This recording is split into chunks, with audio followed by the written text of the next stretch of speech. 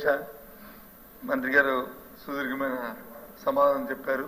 నేను ఆ విషయంలోకి వెళ్ళకుండా ఒక చిన్న క్లారిఫికేషన్ చేసినప్పుడే సమాధానం చెప్పట్లేదు కానీ వెరిఫై చేయమని మంత్రి గారిని మీ ద్వారా నేను రిక్వెస్ట్ చేస్తున్నాను అధ్యక్ష.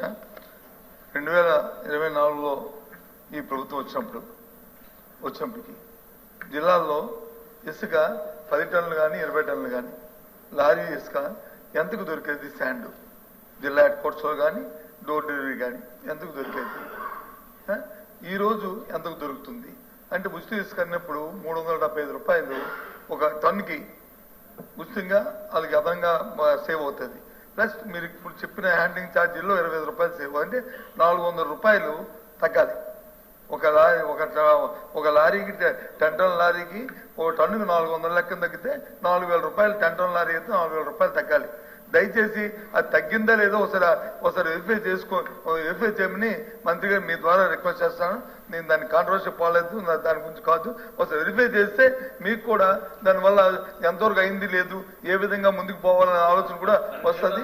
నాకు తెలిసి మా జిల్లాలో మాత్రం మా జిల్లా కానీ విశాఖపట్నంలో కానీ విశాఖపట్నం టౌన్లో కానీ విశాఖపట్నం జిల్లాలో కానీ విజయనగరంలో కానీ శ్రీకాకుళంలో కానీ ఇంతకుముందు ఇచ్చిన 400 రూపాయలు తగ్గించి ఆ క్వాంటిటీకి ట్రాక్టర్ కానీ లారీ కానీ ట్రాక్టర్ అయితే మూడు యూనిట్లు వస్తుంది అంటే సుమారు 1200 రూపాయలు తగ్గాల. అదే లారీకి అయితే 4000 రూపాయలు తగ్గాల. ఆ సందర్భం లేదని నాకున్న ఇన్ఫర్మేషన్ దయచేసి తమరు పరిశీలించవలసిగా కోరుతున్నాను. అధ్యక్ష, పెద్దలు యోగి గారు చెప్పినట్లుగా గత ప్రభుత్వంలో వాళ్ళు 375 రూపాయలు కదా అధ్యక్ష, వాళ్ళు ట్రాన్స్పోర్ట్ కానీ ఇవన్నీ కూడా మళ్ళీ ఎక్స్ట్రా అవన్నీ కూడా ఎక్స్ట్రా ఇస్తున్నారు.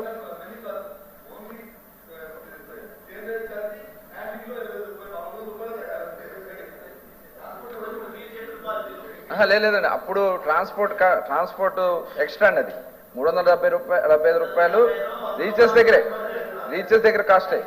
ఇప్పుడు మేము ఆ రీచ్ దగ్గర జీరో అధ్యక్ష. రీచ్ దగ్గర ఒక పైసా చెల్లించాల్సినటువంటి అవసరం లేదు. జస్ట్ ఏదైతే హ్యాండ్లింగ్ ఎక్కడ లోడింగ్ ఛార్జెస్ ఉంటాయో ప్లస్ ట్రాన్స్పోర్ట్ ఛార్జెస్ కట్టుకుంటే వస్తుంది. ఇదే విశాఖపట్నంలో అధ్యక్ష 1700 రూపాయలకి అమ్మారు అధ్యక్ష. ఇవాళ 600-700 రూపాయలకి విశాఖపట్నంలో అవైలబిలిటీ ఉంది అధ్యక్ష. కావాలంటే చూద్దాం. స్టాక్ పాయింట్స్ అంటే వాళ్ళు తెచ్చుకుని మళ్ళీ స్టాక్ లో పెడతారు కాబట్టి వాళ్ళకైనా లోడింగ్ ఛార్జెస్ డబుల్ అవుతుంది తప్ప మిగతాది డైరెక్ట్ మేము కూడా పంపిస్తున్నాం అధ్యక్ష. డైరెక్ట్ పంపిస్తే 600-700 రూపాయలకి వస్తుంది. విజయవాడ 300 రూపాయలు వస్తుంది అధ్యక్ష. గతంలో ఇక్కడ విజయవాడలో మేము 30-40 వేల రూపాయలు కొనుక్కున్నాం అధ్యక్ష. ఇట్లా చాలా వ్యత్యాసం ఉంది. కాబట్టి మీరు ఎంక్వైరీ చేసుకుని వాళ్ళ ప్రజలు అయితే చాలా సంతోషంగా ఉన్నారు అధ్యక్ష. కన్స్ట్రక్షన్ యాక్టివిటీ కూడా చాలా ఫాస్ట్ గా జరుగుతుంది అధ్యక్ష. మీరు ఏదైనా సలహాలు సూచించి తప్పకుండా ఈ పాలసీ ద్వారా ప్రజలకి ఏది మంచి జరిగితే అది తీసుకోవడానికి మేము ఎప్పుడు కూడా సిద్ధంగా ఉంటాం అధ్యక్ష. ధన్యవాదాలు అధ్యక్ష. ఈ లెక్కలు ఈ రేట్లలోకి వెళ్ళడానికి నాకు ఇష్టం లేదు కానీ గ్రౌండ్ లో జరుగుతున్నది 2024లో మాకు అధికారం ఇచ్చారు అధ్యక్ష. మా జిల్లాను తీసుకుంటే మాకు ఉదాహరణ నా కాన్స్టిట్యున్సీ టెక్కలు కానీ కోట బొమ్మలు కానీ సంత బొమ్మలు కానీ తీసుకుంటే మాకు అధికారం వచ్చినప్పటికీ ఒక ట్రాక్టర్ ఇసుక అధ్యక్ష అది ఎన్ని టన్నుల లేకపోతే దానికి రేటా ఎత్తడానికి ఇంత ఇవన్నీ నేను దాని జోలికి పోలేదు. 8500 రూపాయలు ఉండేది అధ్యక్ష. ఈరోజు అదే ట్రాక్టరు 1800కి ఇంటికి తెచ్చిస్తున్నారు అధ్యక్ష. కాంపిటీషన్ కూడా పెరగడం వల్ల వాళ్ళు డీజిల్ ఖర్చులు భరించి ఇంకా డిమాండ్ మేము 10,000కి ఇస్తాం 1200కి ఇస్తాం ఆ టైప్ ఉంది. మీరు ఎంక్వైరీ చేయండి. ఈ రకంగా జిల్లాలో రేట్లు తగ్గి ప్రజలందరూ సంతోషంగా ఉన్నారు అధ్యక్ష. రెండవది విశాఖపట్నం అధ్యక్ష. మా శ్రీకాకుళం కానీ విజయనగరం కానీ ఎక్కువ ఇసుక అవసరమైంది విశాఖపట్నానికి. నేను ఒక లారీ పెద్ద లోడ్ తీసుకెళ్లాలంటే ఆ రోజుల్లో 50,000-60,000 రూపాయలు ఉండేది అధ్యక్ష. అందరికీ తెలుసు, ఇందులో దాపరికమేట్లేదు. ఈ రోజు అదే లారీ ఇసుక 28,000కు కూడా విశాఖపట్నం వెళ్తుంది అధ్యక్ష. తేడా ఇది. అది లోడింగ్ ఎంత అవుతుందా, ఎవరు తీసుకుంటున్నారా, మీరు టెండర్ పిలిచారా? మాకు కావాల్సింది ఏంటంటే ఉచిత ఇసుక పెట్టాం. ఓన్లీ ట్రాన్స్పోర్ట్ ఖర్చులు, అక్కడ లోడింగ్ అన్లోడింగ్ చేయడానికే ఖర్చులు తప్ప ప్రభుత్వానికి ఒక్క పైసా అంటే ఒక్క పైసా ఇసుక మీద రావడం లేదు అధ్యక్ష. మొదట కొద్ది రోజులు ఏదైతే మనం ఆ సీనరేజ్ ఛార్జీలు పెట్టామో దీనివల్ల చాలా ఇబ్బందులు వచ్చాయి. మళ్ళీ ప్రభుత్వం పునరాలోచించి ఈ సేంద్రేజ్ ఛార్జీల వల్ల ఒక 200-250 కోట్లు ప్రభుత్వానికి ఆదాయం వచ్చినప్పటికి కూడా ఈ 240 కోట్లతో మొత్తం సిస్టమ్ అంతా సరిపోతుంది. మనం పెట్టినటువంటి ఉచిత విసుక విధానంలో కొద్దిగా ఇబ్బంది వస్తుందని చెప్పి నష్టపోయి కూడా ఇది పెట్టాం అధ్యక్ష. ఎక్కడైనా సరే ఈరోజు మేము జిల్లాకి ఇన్ఛార్జీల ముందు వెళ్తుంటే నేను ఒకవేళ ఎక్కడైనా పేపర్లో వచ్చినా సరే అధ్యక్ష, మీలాగేదో పేపర్లో పక్కన పడేయడం కాదు. ఈరోజు నేను 2 జిల్లాలకు ఇన్ఛార్జి మంత్రి ఉన్నాను, మా జిల్లాకు ఉన్నాను. పేపర్లో చూస్తే ఎక్కడైనా ఇసుక దందా కానీ రేట్లు ఎక్కువగా ఉంటే ఇమీడియట్గా కలెక్టర్కి ఆ మెసేజ్ పెట్టి ఇది వచ్చింది వెరిఫై చేయండి, మంచి వచ్చేద్దో చూడండి, సరిచేయండి అని చెప్తున్నాం.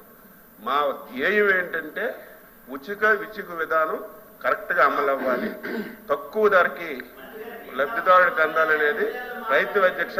ఇది గ్రౌండ్ లో ఉన్న రియాలిటీ మీ దృష్టిలో పెట్టాలని లేచాను తప్ప ఎవరిని విమర్శించాలని కాదు. సార్ ఇంకా క్లోజ్ చేయండి సార్ దీన్ని.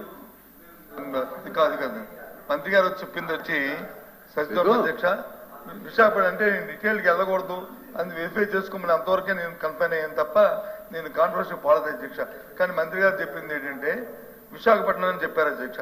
విశాఖపట్నంలో 2024వ సంవత్సరంలో ఏదైతే వైసీపీ ప్రభుత్వం ఉంటున్నప్పుడు ఒక లారీ 10 టన్నుల లారీ 12,000 రూపాయలు దొరికేది అధ్యక్ష. కావస్తే మా బారు నేను కావాల్సి వెళ్తాము, ఆ లారీ కూర్చోబెడతాము, అడుగుతాం. ఈ రోజు కూడా అదే 12,000 దొరుకుతుంది తప్ప మరి 4,000 రూపాయలు 400 రూపాయలు తగ్గాలి కదా అధ్యక్ష. టన్ను కంటే 8,000 దొరకాలి అధ్యక్ష. 8,000 దొరకాలి. 8,000 దొరుకుతుంది లారీ 12,000 దొరుకుతుందంటే అది ఎక్కడి నుంచి వస్తుంది? మా శ్రీకాకుళం నుంచి వస్తుంది. శ్రీకాకుళం తాలూకా ఆ జిల్లాలో అక్కడ ఉన్న ఆ రీచ్ నుంచి వస్తుంది. 8,000 12,000 లారీ కాదు అధ్యక్ష, టన్ను. అది లారీ 12,000 కాదు, రామన్ మీరు చెప్తున్నారు. టన్ను 12,000 ఆ రోజు ఉండేది. టన్ను అది మీరు టన్ను అధ్యక్ష, అదే టన్ను అధ్యక్ష. 12,000 రూపాయలు విశాఖపట్నంకి వెళ్ళినటువంటి టన్ను ఇసుక ఈ రోజు 6,500 అధ్యక్ష. 50% తగ్గింది. 50% తగ్గింది అధ్యక్ష. అది 10 టన్నులు ఉంటుంది, 20 టన్నులు ఉంటుంది, 20 టన్నులు ఉంటుంది, 40 టన్నులు ఉంటుంది. నేను దానికి అందుకే నాయుడు గారు దయచేసి మంత్రి గారు ఒక్క నిమిషం, నేను కాంట్రవర్సీ అందుకే గత సంవత్సరం గత గవర్నమెంట్ లో ఎంత మీద 400 తగ్గి రావాలి, వస్తుందా లేదో ఒకసారి వెరిఫై చేసుకోండి. వెరిఫై చేసుకొని రాకపోతే ఎందుకు రాలేదని వెరిఫై చేసి చేయమని చెప్పి నేను చెప్పాను. మంత్రి గారు వచ్చి ఏం చెప్తున్నారు? మంత్రి గారు దానికి అప్పుడు కంటే ఇప్పుడు వచ్చి 30,000, 40,000, 50,000 ఇవన్నీ ఇప్పుడు ఆయన చెప్పిన 10 టన్నుల లారీ 1,00,000 ఉండాలి. అంతేకాదు 12,000 × 10 1,00,000 ఉండవు. అంత సాధ్యమా? కాబట్టి లెక్కల్లో కొద్దిగా ఆలోచించుకొని మాట్లాడాలి. కానీ దయచేసి అది కాదు. నేను చెప్తుంది ఏంటంటే మీరు వెరిఫై చేసుకొని కాదు ఓకే ఫీల్ గుడ్ ఫ్యాక్ట్ తో ఉండండి, మాకే అభ్యంతరలే. కానీ వాస్తవ విరుద్ధంగా ఉందనేది నా తాలూకా సూచనగా తమ తయారు చేస్తాను. ఉన్నదనుకుంటే ఉండండి, మాకే అభ్యంతరం లేదు. అది గారు అసలు 5 సంవత్సరాల కాలంలో 12,000కి ఎప్పుడున్నా విశాఖపట్నంలో లారీ దొరికిందేమో ఒకసారి వారు వెరిఫై చేసుకోమనండి. ఎస్ సార్, మనం వెళ్దాం, విశాఖపట్నం వెళ్దాం. బిల్డర్స్ వాళ్ళే ఉన్నారు, వాళ్ళే బిల్డర్స్ కూడా 12,000కి ఎప్పుడున్నా ఒక లారీ కొన్నారేమో వెరిఫై చేద్దాం, రమ్మనండి. అంతేగాని పెట్టిన అధ్యక్ష 12,000 రూపాయలకి 5 సంవత్సరాల కాలంలో ఎప్పుడైనా ఒక లారీ ఇసుక దొరికిందేమో మీ ఆధ్వర్యంలో మేము వెరిఫై చేస్తాం, సిద్ధంగా ఉన్నాం అధ్యక్ష. ప్లీజ్ కాదు 10 టన్నుల లారీ విశాఖపట్నంలో 12,000 రూపాయలకి 24 దొరికి ఇప్పుడు కూడా ఈ 12,000 తక్కువ దొరకాలి కదా. 12,000కి ఎందుకు దొరుకుతుంది అని అడుగుతున్నాను. ఇప్పుడే 30,000 ఉందని చెప్పలేదే, ఇప్పుడే 30,000 ఉందని లేకపోతే 20,000 ఉందని చెప్పలేదే. అది అదే 12,000 దొరుకుతుంది కదా, ఎందుకు దొరుకుతుంది? మరి దాన్ని వెరిఫై చేసుకోండి అని చెప్తున్నారు. ఏమేమి లెక్కలైతే వెళ్ళి పదండి. మా ఊరు మాకు తెలీదా? ఇప్పుడు సారథి గారు అంటే విజయవాడ నుంచి విశాఖపట్నం రావాలి, విశాఖపట్నంలో బతుకుతున్నాం మేము, విశాఖపట్నంలో ఉంటున్నాం మేము. ఆ విషయం ఎందుకు సచిదూరంగా తప్పుతో ఎందుకు పట్టించాలి? అవసరం ఏమొచ్చింది? అది కాదు కదా. 10 టన్స్ అంటే 3 యూనిట్లు.